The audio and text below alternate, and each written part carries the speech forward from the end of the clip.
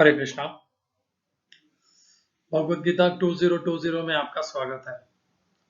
हमने देखा भगवत गीता के पहले अध्याय के चौथे से लेकर के पांचवें, छठे और ये 3 श्लोकों में कि दुर्योधन ने पांडवों की सेना का विवरण अपने आचार्य द्रोणाचार्य को प्रस्तुत किया और उसमें अपने असुर स्वभाव के कारण उस विवरण में दुर्योधन ने भगवान श्री कृष्ण को दुर्लक्ष्य कर दिया, उनके प्रति उनको अस्वीकार कर दिया, उनकी उपस्थिति को के प्रति उसका ध्यान ही नहीं गया। उन्होंने पांडवों की सेना में भगवान श्री कृष्ण भी हैं ये कहा ही नहीं। और उसके पश्चात हमने देखा कि ये आसुरी स्वभाव है, भगवान को न मानना, ये समझ लेना कि ये संसार अनियंत्रित है और भूल से कामना के आवेश में उत्पन्न हुआ है और इसका कोई नियंता नहीं है। अतः मैं जिस तरह चाहूं इसका भोग कर सकता हूं, क्योंकि मैं ही, जिसके पास शक्ति है वही इसका ईश्वर है, वही बलवान है और उसे ही सुख का हक है। यह है आसुरी संपदा। वो बलवान भले रुपयों का बल हो या अपने पद का बल हो या फिर हथियारों का बल हो। अब भगवत गीता के 7वें, 8वें, 9वें और 10वें इन श्लोकों में दुर्योधन कौरवों की यानी अपनी स्वयं की सेना का विवरण आचार्य द्रोणाचार्य के सम्मुख प्रस्तुत करेगा। तो आइए इन श्लोकों को हम देखते हैं। नमो ओम विष्णुपादाय कृष्ण पृष्ठाय भूतले श्रीमते भक्ति वेदांत स्वामिनिति नामिने। ओम अज्ञानतिमिरन्धस्य ज्ञानाञ्जनशलाकया चक्षुरुन्मीलितं येन तस्मै श्रीगुरुवे नमः। हरे कृष्ण कृष्ण कृष्ण हरे हरे, हरे राम राम राम हरे हरे। हरे कृष्णा। अस्माकं तु विशिष्टाये तान्निबोध द्विजोत्तम नायका मम सैन्यस्य संज्ञार्थं तान् ब्रवीमि ते। ये है पहले अध्याय का 7वां श्लोक। श्रील भक्ति वेदांत स्वामी ए.सी. प्रभुपाद की Bhagavad Gita as it is में इसका अनुवाद हिंदी में दिया गया है। किंतु हे ब्राह्मण श्रेष्ठ, आपकी सूचना के लिए मैं अपनी सेना के उन नायकों के विषय में बताना चाहूंगा जो मेरी सेना को संचालित करने में विशेष रूप से निपुण है। जैसा कि हमने चर्चा की कि भगवत गीता के श्लोकों को समूह में उनका अध्ययन करना चाहिए। जो श्लोक एक समूह में होने के उपयुक्त हैं उनका समूह में अध्ययन करना चाहिए। हमने पहले अध्याय के दूसरे और तीसरे श्लोक को एक समूह में जान करके उनका समूह में अध्ययन किया। फिर हमने भगवत गीता के चौथे, पांचवें और छठे इन 3 श्लोकों का समूह में अध्ययन किया। अब हम 7वें, 8वें, 9वें और 10वें इन 4 श्लोकों का समूह में अध्ययन करेंगे, जिसमें हमें, जैसे अब दुर्योधन ने कहा है, वो अपनी स्वयं की सेना के बारे में आचार्य द्रोणाचार्य को बताएगा। अस्माकम शब्द का अर्थ है अपने, हमारे। तू शब्द का अर्थ है लेकिन। विशिष्टाः विशेष शक्तिशाली, ये जो। तान अर्थात उनको। निबोध जरा जान लीजिए, जानकारी प्राप्त कर लें। द्विजोत्तम हे ब्राह्मण श्रेष्ठ। नायकाः सेनापति कप्तान। मम मेरी। सैन्यस्य सेना के। संज्ञार्थम सूचना के लिए। तान उन्हें। ब्रवीमि बता रहा हूं। ते आपको। अगले श्लोक पर चलते हैं। भवान भीष्मश्च कर्णश्च कृपश्च समितिञ्जयः अश्वत्थामा विकर्णश्च सौमदत्तिस्तथैव च। श्रील प्रभुपाद का अनुवाद है, मेरी सेना में स्वयं आप, भीष्म, कर्ण, कृपाचार्य, अश्वत्थामा, विकर्ण तथा सोमदत्त का पुत्र भूरिश्रवा आदि हैं जो युद्ध में सदैव विजयी रहे। 8वें श्लोक में प्रयोग किए शब्दों का अर्थ है भवान अर्थात आप, भीष्म भीष्म पितामह, च अर्थात भी, कर्ण कर्ण, च और, कृप अर्थात कृपाचार्य, च तथा, समितिंजय सदा संग्राम विजयी, अश्वत्थामा द्रोणाचार्य के पुत्र अश्वत्थामा, विकर्ण दुर्योधन के भाई विकर्ण, च तथा, सोमदत्ती सोमदत्त का पुत्र, तथा भी, एव निश्चय ही, च अर्थात भी। आइए पहले अध्याय के 9वें श्लोक को ले।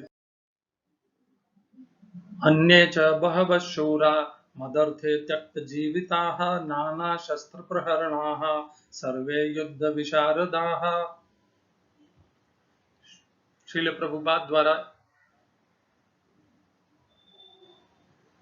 Bhagavad Gita as it is में 9वें श्लोक का अनुवाद है।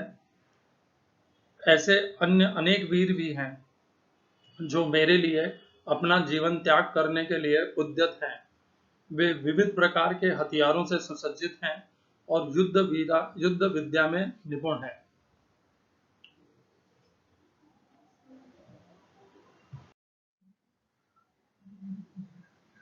श्लोक संख्या 9 में प्रयोग किए शब्दों का अर्थ है अन्य अन्य सब, च भी, बहवह अनेक, श्रूरा अर्थात वीर, मदर्थे मेरे लिए, त्यक्त अर्थात जीविताः जीवन का उत्सर्ग, त्यक्त जीविताः अर्थात जीवन का उत्सर्ग करने वाले, नाना अनेक, शस्त्र आयुध, प्रहरणाः से युक्त सुसज्जित, सर्वे सभी, युद्ध विशारदाः युद्ध विद्या में निपुण।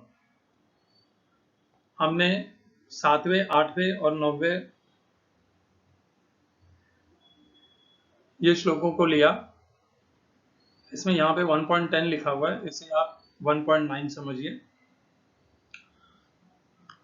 इसी समूह में 1.10 अर्थात पहले अध्याय का 10वां श्लोक भी है, परंतु यहाँ पे जो 3 श्लोक जा चुके हैं इनके ऊपर एक बार नजर डाल लेते हैं, गौर कर लेते हैं, ताकि इनको ये अच्छे से हम इनके ऊपर चर्चा कर सकें।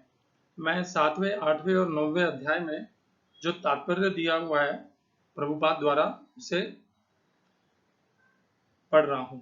7वें श्लोक का कोई अलग से तात्पर्य प्रभुपाद ने नहीं दिया है। 8वें श्लोक का तात्पर्य प्रभुपाद ने दिया है। दुर्योधन उन अद्वितीय युद्ध वीरों का उल्लेख करता है जो सदैव विजयी होते हैं। विकर्ण दुर्योधन का भाई है, अश्वत्थामा द्रोणाचार्य का पुत्र है और सोमदत्ती या भूरिश्रवा वाहिकों के राजा का पुत्र है। कर्ण अर्जुन का आधा भाई है क्योंकि वह कुंती के गर्भ से राजा पांडु के साथ विवाहित होने के पूर्व उत्पन्न हुआ था। कृपाचार्य की जुड़वा बहन द्रोणाचार्य को ब्याही थी। 9वें श्लोक का प्रभुपाद का तात्पर्य है जहां तक अन्यों का यथा जयद्रथ, कृतवर्मा तथा शल्य का संबंध है, वे सब दुर्योधन के लिए अपने प्राणों की आहुति देने के लिए तैयार रहते थे। दूसरे शब्दों में यह पूर्व निश्चित है कि वे सब पापी दुर्योधन के दल में सम्मिलित होने के कारण कुरुक्षेत्र के युद्ध में मारे जाएंगे। निसंदेह अपने मित्रों की संयुक्त शक्ति के कारण दुर्योधन अपनी विजय के प्रति आश्वस्त था।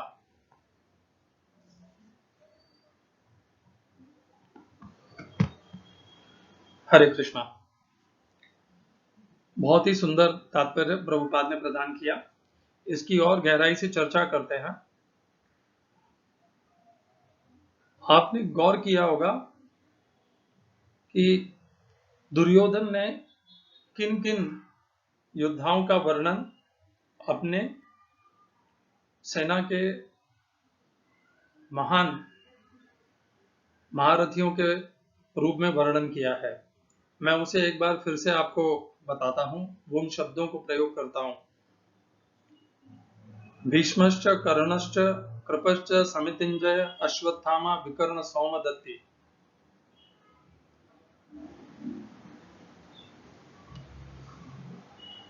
ये जो नाम उसने लिए, इन नामों से आपको कुछ उसकी उसके व्यक्तित्व का, उसकी मनस्थिति का पता चल पा रहा है? दुर्योधन, याद करिए 16वें अध्याय का श्लोक हमने किया था, अहंकारम बलम दर्पम कामम क्रोधम च संचरिताः मामात्म पर देहेषु प्रद्विषंतो अभ्यसूयकाः। इन नामों से आपको क्या पता चल रहा है? गौर फरमाइए, 8वें श्लोक में दुर्योधन अपने पितामह का नाम लेकर के उनको संबोधन करता है, भीष्म। बाकी अपने कृपाचार्य जो उनके कुलगुरु है, उनका भी कृप नाम लेकर के उनको संबोधन करता है। दुर्योधन के लिए कोई संबंध नहीं है। आसुरी संपत्ति के कारण वो किसी संबंध को समझता ही नहीं है, ना उन्हें मानता है। काम और क्रोध से बौखलाया पगला हुआ वो अपने समस्त संबंधों को त्याग चुका है। उसके लिए ये केवल एक युद्ध है जिसमें वो पांडवों का सर्वनाश करके एकमेव राजा होना चाहता है। उसके लिए उसकी ये कामना महत्वपूर्ण है। कौन संबंधी है, कौन रक्त का संबंध है, कौन मित्र है, ये सबसे उसको कोई सरोकार नहीं है। ये आसुरी संपत्ति है। जब हम अपने संबंधियों का, अपने भाइयों का संबंध भूल जाते हैं, तभी युद्ध का बिगुल बजा पाते हैं, शंख बजा पाते हैं। अगर हम उन्हें वो मान देंगे कि आप मेरे संबंधी हैं, आप मेरे अग्रणीय हैं, तो हम उनकी बातों का मान रखेंगे, उनकी दिशा द्वारा दी गई दिशा निर्देशों का मान रखेंगे। परंतु दुर्योधन किसी की दिशा निर्देश पे चलने वालों में से है ही नहीं, वो मान कहां से देगा? ये है स्वभाव। अगर हमारा ये ऐसा स्वभाव है कि हम अपने संबंधियों के या अपने पूर्वजों के या अपने परिवार में जो पूजनीय है उनके प्रति आदर भाव नहीं रखते, तो हम भी निश्चित दुर्योधन के स्वभाव के साथ हैं। हमारे और दुर्योधन में क्या फर्क है, क्या अंतर है हमें? तो जिनमें देवीय गुण होता है वो अपने से बड़ों के, अपने से श्रेष्ठ के प्रति विनम्र रहता है, उनका आदर करता है, सम्मान करता है, उनके दी हुई दिशाओं का पालन करता है। ये है देवीय संपत्ति। अगर अपने परिवार में ये संपत्ति नहीं है तो उस संपत्ति के लिए विशेष प्रयास करना चाहिए। हमें स्वयं भी एक श्रेष्ठ उदाहरण स्थापित करना चाहिए। अपने से बड़ों का, अपने माता पिता का, अपने परिवार में सभी बड़ों का, समाज में सभी बड़ों का आदर करना, और यही आदर करने की संस्कृति को अपने परिवार में सिखाना। स्वयं के अनुसार, अपनी कामनाओं के अनुसार चलने वाला व्यक्ति कहीं नहीं जाएगा, वो कामनाओं के वशीभूत रहेगा। कामनाएं जहां दौड़ाएंगी, बिना सोचे समझे उन्हीं के पीछे भागता जाएगा। दूसरे अध्याय में एक श्लोक आता है भगवद गीता के, जहां पर भगवान बोलते हैं, ध्यायतो विषयान पुंसः संगस्तेषु उपजायते संगात संजायते कामः कामात् क्रोधो अभिजायते क्रोधात् भवति सम्मोहः सम्मोहात् स्मृति विभ्रमः स्मृति भ्रंशात् बुद्धिनाशः। गौर करिए, काम से क्रोध उत्पन्न होता है, क्रोधात् भवति सम्मोह, क्रोध से सम्मोह, सम्मोहात् स्मृति विभ्रमः, स्मृति का विभ्रम हो जाता है। इसी कड़ी को हम पहचानते हैं, काम, काम से क्रोध, क्रोध से सम्मोह, सम्मोह से स्मृति का विनाश, स्मृति का विनाश से बुद्धि का विनाश। तो जब हम दुर्योधन के व्यक्तित्व को देखेंगे तो उसमें हमें ये सब कड़ी मिलेगी एक के बाद एक। कामना क्या? सिंहासन पाना है, राजा बनना है।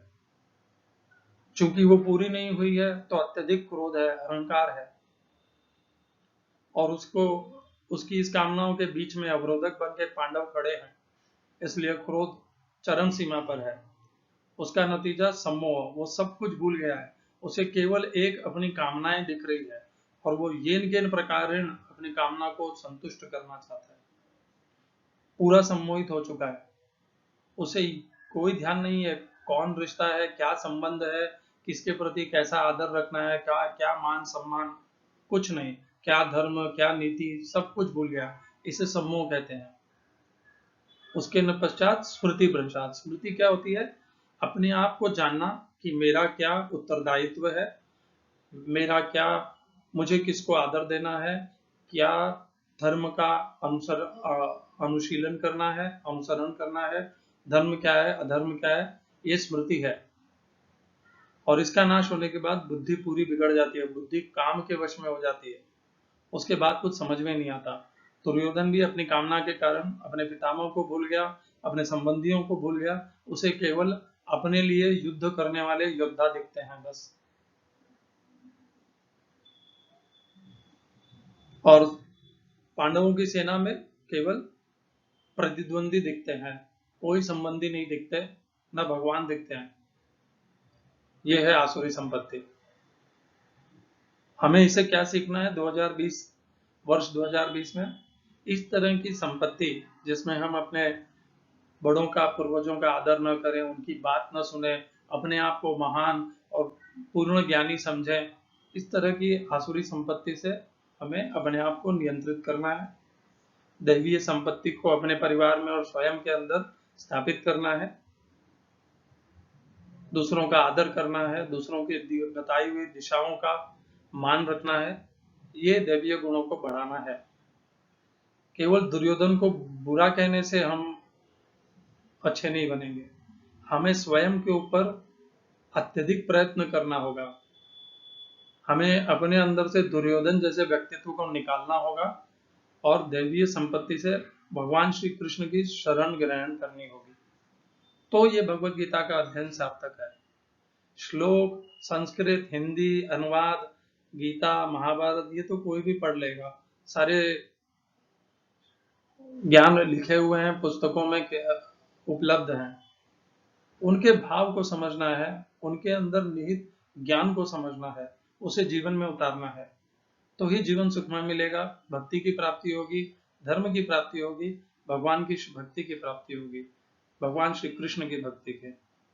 मैंने पहले भी कहा था कि मैं हमेशा Bhagavad Gita as it is का उपयोग करता हूं, क्योंकि Bhagavad Gita as it is में श्रील प्रभुपाद ने भगवान श्री कृष्ण की सगुण भक्ति दी है, केवल एकमेव, कोई द्वितीय लक्ष्य नहीं दिया है, कोई द्वितीय भगवान नहीं है, एकमेव लक्ष्य। जैसे भगवत गीता के महात्म्य में बताया है, एकम शास्त्रम देवकी पुत्र गीतम, एको देवो देवकी पुत्र एव, एको मंत्रस्तस्य नामानि यानि, कर्मापेकम तस्य देवस्य सेवा। देवकी नंदन अर्थात भगवान श्री कृष्ण, एक शास्त्र देवकी पुत्र गीतम अर्थात भगवान श्री कृष्ण की गीता, एक मंत्र अर्थात भगवान श्री कृष्ण के 16 नामों का महामंत्र, हरे कृष्ण कृष्ण कृष्ण हरे हरे, हरे राम राम राम हरे हरे, और अपने कर्मों के द्वारा नित्य भगवान श्री कृष्ण की, उनके भक्तों की सेवा। यही अध्यात्म के 4 मूल मंत्र हैं। इसके अलावा और कोई अन्य शास्त्रों का अध्ययन करने की आवश्यकता नहीं है। पहले भगवत गीता को तो अपना लीजिए जीवन में, उसके बाद आप परिपूर्ण हो जाएंगे, आपको कोई और शास्त्र की आवश्यकता रहेगी नहीं। पूर्ण पुरुषोत्तम भगवान द्वारा दी गई भगवत गीता है, वो कोई काम अपूर्ण, कोई ज्ञान अपूर्ण देंगे नहीं। भगवान श्री कृष्ण में आस्था है, श्रद्धा है, तो केवल भगवत गीता को अपनाइए, अन्य शास्त्र में मत अपना समय नष्ट कीजिए। अगले श्लोक पर चलते हैं। यह श्लोक भी बहुत विशेष है।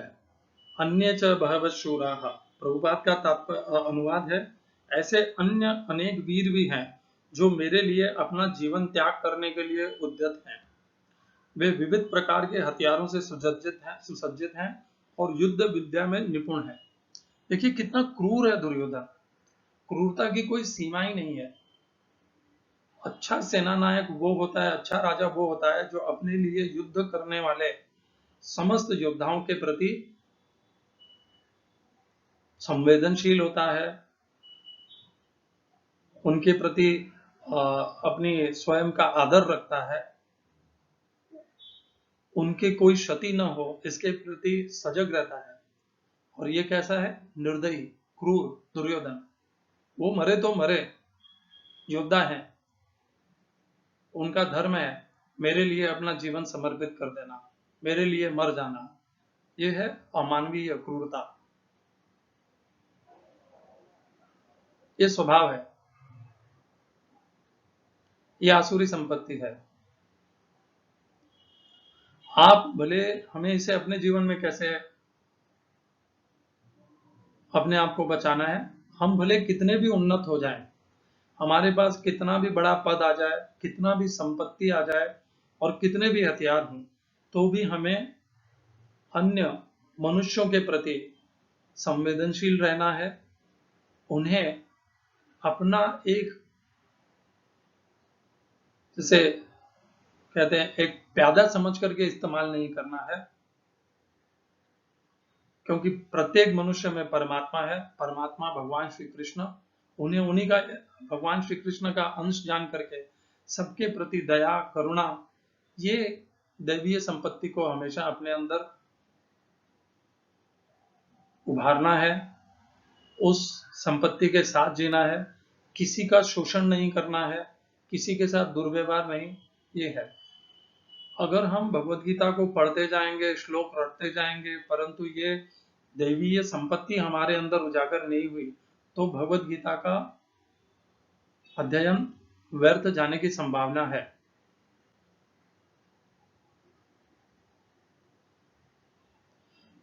ध्यान रहे, भगवान श्री कृष्ण को पांडु इसीलिए प्रिय हैं क्योंकि वो दैवीय संपत्ति से युक्त है। भगवान ने उन्हें कहा है, 16वें अध्याय में भगवान अर्जुन को कहते हैं, हे अर्जुन, तुम पांडुपुत्र दैवीय संपत्ति के साथ उत्पन्न हुए हो, तुम में ये स्थिर है, तुम चिंता ना करो। हम तो दैवीय संपत्ति के साथ उत्पन्न नहीं हुए हैं, हमें तो अपने अंदर प्रयत्न करके दैवीय संपत्ति, दैवीय गुणों को उजागर करना होगा और आसुरी संपत्ति, आसुरी गुणों को विध्वंस करना होगा, उनके ऊपर पूर्ण नियंत्रण प्राप्त करना होगा। दुर्योधन को धिक्कारिए मत। दुर्योधन बुराई का प्रतीक है, तो उस बुराई को पहचानिए और अपने अंदर से उस बुराई को निकालिए। और अर्जुन अगर श्रेष्ठ भक्त है तो उसके अंदर भक्ति के जो सद्गुण है, देवीय गुण है, उनको अपनाइए। दोनों तरह से काम करिए। जिस तरह दुर्योधन अपने योद्धाओं की कोई चिंता नहीं करता, इसका ये जो क्रूर स्वभाव है, 16वें अध्याय में भगवान बताते हैं 9वें श्लोक में। 16वें अध्याय का 9वां श्लोक में पढ़ रहा हूं। एताम दृष्टिम अवष्टभ्य नष्टात्मानो अल्प बुद्धयः प्रभवन्ति उग्र कर्माणः क्षयाय जगतो हिताः।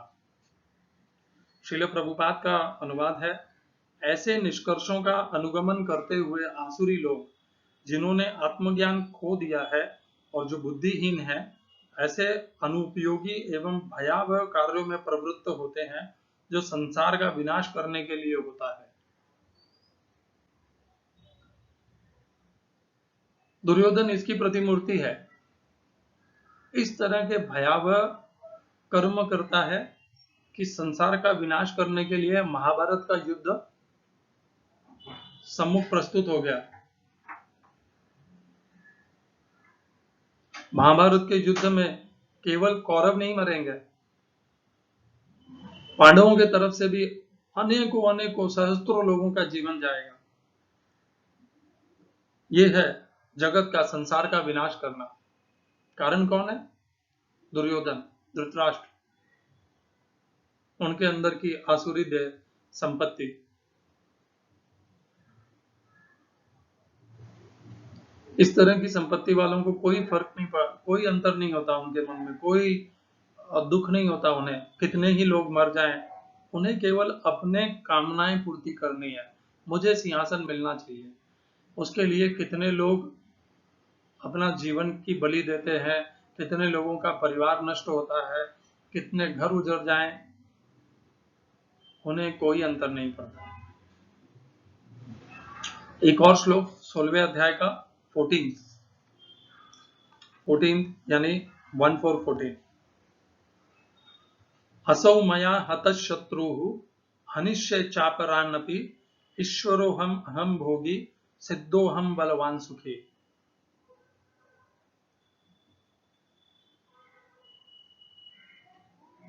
प्रभुपाद का अनुवाद है, वह मेरा शत्रु है और मैंने उसे मार दिया, और मैंने अन्य शत्रु भी मार दिए जाएंगे, और मेरे अन्य शत्रु भी मार दिए जाएंगे। मैं सभी वस्तुओं का स्वामी हूं, मैं भोक्ता हूं, मैं सिद्ध हूं, मैं शक्तिमान हूं तथा सुखी हूं। ये है आसुरी संपत्ति। मैं अपने समस्त शत्रुओं का विनाश कर दूंगा। शक्ति का मद, अहंकारम बलम दर्पम, भोगने की वृत्ति, मैं वस्तुओं का स्वामी हूं, मैं भोक्ता हूं। ईश्वरो हम, अपने आप को ईश्वर समझना। भोगी हम, मैं ही भोगने का उपयुक्त हूं। सिद्धो हम, मेरे से श्रेष्ठ कोई नहीं है। बलवान सुखी, मैं ही बलवान और सुखी होने के योग्य हूं। और इस संसार में बाकी मनुष्य, बाकी समस्त संपत्ति और साधन मेरे भोग के लिए हैं। यह आसुरी संपत्ति है। आप देखिए, जो भगवान ने 16वें अध्याय में बताया है, दुर्योधन उसी तरह का जीवन जीता है। बाल्यपन से अपने मृत्यु पर्यंत उसने ये एक ही संस्कृति का अनुगमन किया है, उसी के अनुसार उसने अपना पूरा जीवन व्यर्थ कर दिया। पांडवों के साथ शत्रुता, द्वेष, स्वयं का जीवन नाश कर लिया। हमें क्या सीखना है इससे? अपने आप के अहंकार में आकर के अपने आप को शक्तिमान, ईश्वर के समान, परम भोक्ता, ये सब नहीं समझना चाहिए। हम मनुष्य हैं, हमारा कर्तव्य है दूसरों के प्रति संवेदनशील होना, दया, करुणा, ये भाव हमारे अंदर होने चाहिए। हमें दूसरों का सहयोग करना है, उनकी सहायता करनी है। आज कोरोना वायरस जैसी इतनी वैश्विक महामारी है, उसमें अगर मैं केवल अपने शेयर्स बेच बेच करके लाखों करोड़ों रुपए देश में ला रहा हूं, तो वो क्या बड़ा काम कर दिया मैंने उससे। ठीक है, रुपए ले आया, परंतु उस रुपए को क्या मैंने जो गरीब हैं उनके लिए लगाया? मैंने तो स्वयं के लिए रुपए लाए हैं, अपनी कामनाओं के लिए, अपनी संपत्ति को बढ़ाने के लिए रुपए लाए हैं। 1 लाख करोड़ रुपए मुझे प्राप्त हुए, परंतु मैंने कितने करोड़ रुपए वैश्विक महामारी जैसे इस दुख के संकट के घड़ी में कितने अपने देशवासियों के लिए रुपए लगाए? इनमें से 10% भी लगाए क्या? नहीं। व्यक्ति मरे तो मरे, देशवासी मरे तो मरे, परिवार उजड़े तो उजड़े। ईश्वरोहम अहम भोगी सिद्धो हम बलवान सुखी, मैं ही सिद्ध होने का हकदार हूं, मैं ही सुखी होने का हकदार हूं। बाकी इन जिन लोगों का जीवन का क्या, ये तो व्यर्थ है, कीड़े मकोड़े जैसे हैं, किसी के प्रति कोई संवेदना नहीं, कुछ नहीं। लोगों को प्यादों के जैसे, जैसे शतरंज में प्यादे इस्तेमाल किए जाते हैं, वैसे सैनिक के जैसे इस्तेमाल करना, उनको व्यर्थ समझना, यह आसुरी संपत्ति है। महात्मा गांधी ने क्या सिखाया हमें? वैष्णव कौन होते हैं? वैष्णव जन तो तेने कहिए जे पीड़ पराई जाने रे। अगर दूसरों का दुख ही नहीं समझे तो वो कैसा वैष्णव? दूसरों की निंदा करे, अपने आप को ज्यादा समझदार समझे, अपने आप को अच्छा भक्त समझे, दूसरों को नगण्य समझे, ये वैष्णव नहीं है। दूसरी संस्थाओं का आदर कीजिए, दूसरे पंथ पे चलने वाले, अनुगमन करने वाले भक्तों का आदर कीजिए, किसी की निंदा न कीजिए, भले वो निर्विकार हो, निराकार हो, मानता हो, सबका सम्मान कीजिए। यही आपसे प्रार्थना है, यही भगवत गीता सिखाती है। हरे कृष्णा। हरे कृष्णा। हमने भगवत गीता के पहले अध्याय के 7वें, 8वें और 9वें श्लोक में देखा किस तरह दुर्योधन अपनी सेना का विवरण देता है, अपनी सेना में सम्मिलित अपने से बड़े और अपने से समकक्ष समस्त योद्धाओं का प्रति असंवेदनशील और एक घृणा जैसा उसका व्यवहार है। 10वां श्लोक करते हैं। इसको मैंने जानबूझ करके अलग से लिया क्योंकि ये श्लोक काफी महत्वपूर्ण है, इसके ऊपर थोड़ा सा अलग से विस्तार से चर्चा करनी रहेगी। है उसी समूह का, परंतु इसको अलग से लिया है मैंने। अपर्याप्तम तदस्माकं बलम भीष्माभिरक्षितम पर्याप्तम त्विदमे तेषां बलम भीमाभिरक्षितम।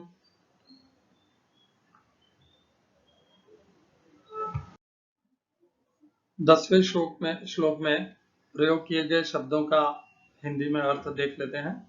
अपर्याप्तम, अपरिमेय, तत, वह, अस्माकम, हमारी, बलम, शक्ति, भीष्म यानी भीष्म पितामह द्वारा, अभिरक्षितम, भली भांति संरक्षित, पर्याप्तम, सीमित, तु अर्थात लेकिन, इदम यह सब, एतेषाम पांडवों की, बलम शक्ति, भीम भीम द्वारा, अभिरक्षितम भली भांति सुरक्षित है।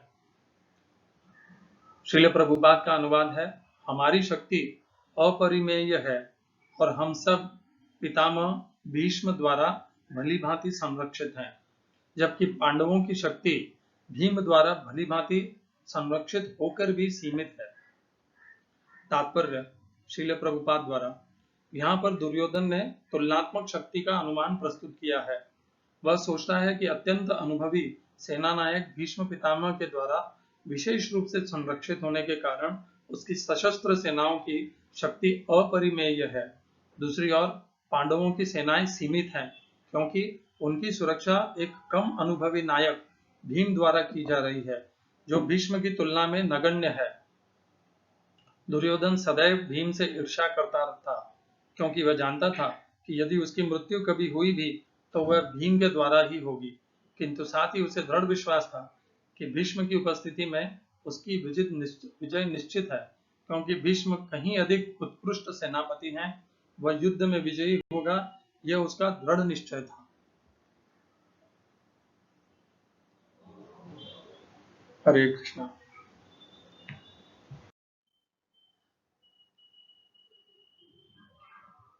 गंगापुत्र भीष्म।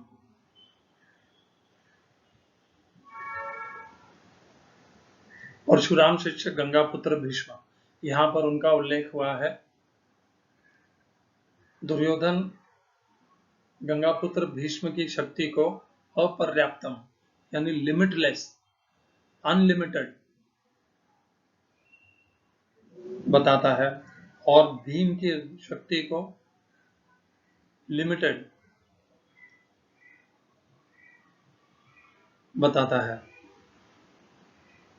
ये तो हम सभी जानते हैं कि गंगापुत्र भीष्म को इच्छा मृत्यु का वरदान था और इसी कारण से दुर्योधन गंगापुत्र भीष्म की शक्ति को अनलिमिटेड मानता था, यह स्वाभाविक है। अब इसका परिणाम देखिए, दुर्योधन में स्वयं में कोई शक्ति नहीं थी, परंतु उसको बलवान लोगों का सहयोग था, संरक्षण था। गंगापुत्र भीष्म एक श्रेष्ठ जीवन उन्होंने व्यापन किया।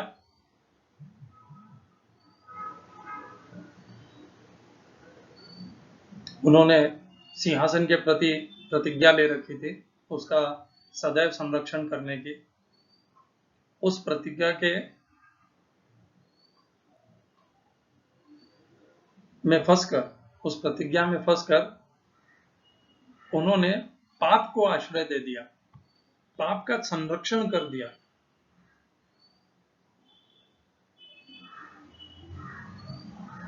एक बार के लिए मान लें कि अगर यदि गंगापुत्र भीष्म दुर्योधन के तरफ से युद्ध में नहीं होते तो ये श्लोक भी नहीं होता, दुर्योधन की यह भावना भी नहीं होती कि कौरवों की सेनाओं का बल अपर्याप्तम अनलिमिटेड है, ये भावना ही नहीं होती। भीष्म जैसे धर्म के ज्ञाता ने पाप का संरक्षण किया। हम सब अध्यात्म में पितामह भीष्म को बहुत श्रद्धा से देखते हैं, परंतु धर्म की चाल थोड़ी अलग है।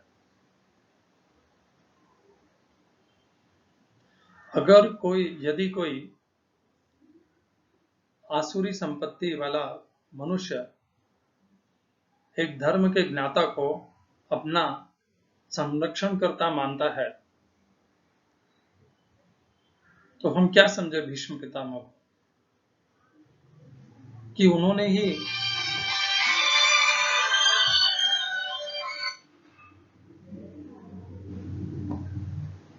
पितामह भीष्म ने ही अपने बल के द्वारा, अपनी शक्तियों के द्वारा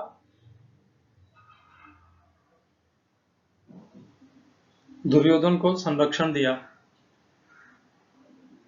यदि दुर्योधन के पास 3 अद्वितीय शक्तियां उसके साथ में न होती, गंगापुत्र भीष्म, द्रोणाचार्य और कर्ण, तो दुर्योधन इस तरह की आसुरी व्यवहार को कभी करता ही नहीं।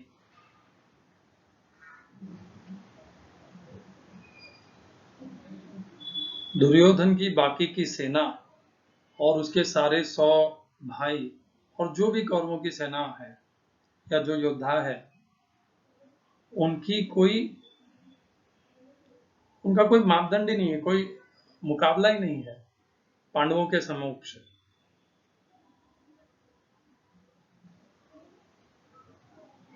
पितामह भीष्म धर्म के ज्ञाता थे, परंतु प्रतिज्ञा में फंसकर उन्होंने पाप को संरक्षण दिया।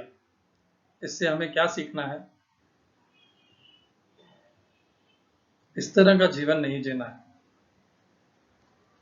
अपने स्वार्थ के लिए या किसी प्रतिज्ञा में फंस करके कभी पाप का संरक्षण न करें, नहीं तो वो पापी तो उसका दंड का अधिकारी होगा ही, परंतु जो उसको संरक्षण दे रहा है वो भी दंड का पात्र बनेगा।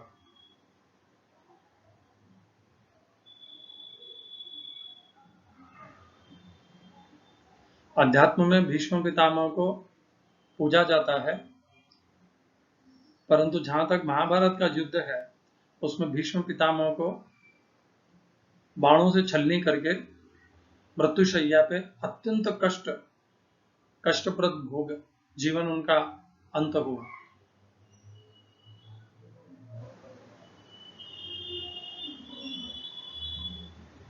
और आज भी अगर हम समाज में देखेंगे, अध्यात्म में भले भीष्म पितामह का की पूजा जाती है, परंतु समाज में भीष्म पितामह कोई नहीं बनना चाहता।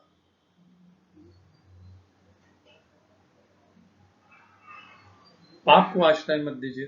अपने परिवार में अगर कोई दुष्कृत्य कर रहा है उसको छुपाइए मत, उसको आश्रय मत दीजिए, उसका संरक्षण मत कीजिए।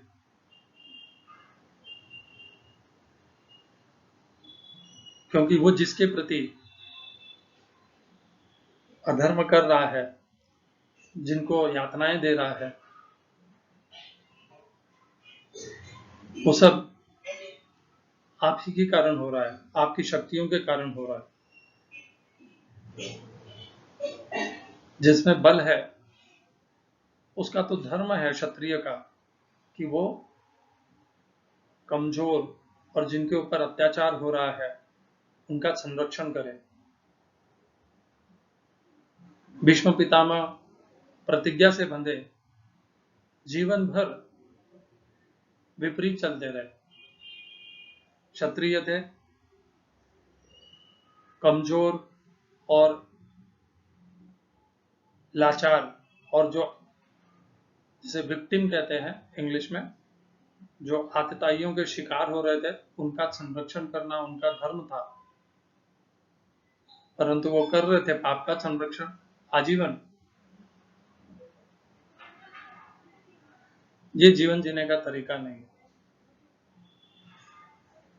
भले कितना भी संबंधी हो, कितना भी प्रिय हो, अगर वो दुष्कर्म कर रहा है तो उसे रोकिए, नियंत्रित कीजिए, दंड दीजिए, संरक्षण मत कीजिए। यही धर्म है, यही नीति है।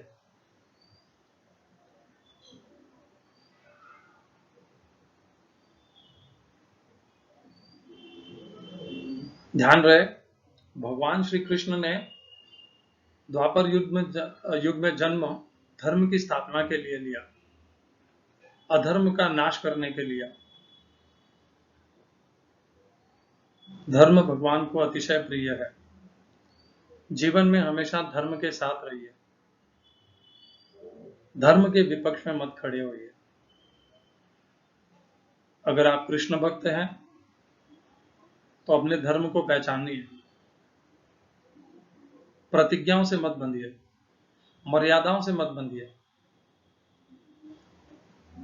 धर्म को देखिए कि धर्म कहाँ है और धर्म के साथ रहिए। धर्म के साथ रहने के लिए प्रतिज्ञाएं तोड़नी पड़े, मर्यादाएं छोड़नी पड़े, तोड़ दीजिए, छोड़ दीजिए।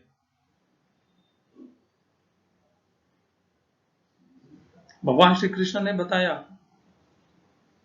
प्रतिज्ञा से बंधे हुए भीष्म पितामह युद्ध में जब पांडवों की सेना का नाश कर रहे थे और अर्जुन प्रतिकार नहीं कर रहा था, तब युद्ध में शस्त्र न उठाने की प्रतिज्ञा लेने वाले श्री कृष्ण स्वयं शस्त्र उठाने के लिए तैयार हो गए। क्या बताया उन भगवान श्री कृष्ण ने अपने आचरण से? प्रतिज्ञा श्रेष्ठ नहीं है, धर्म श्रेष्ठ है।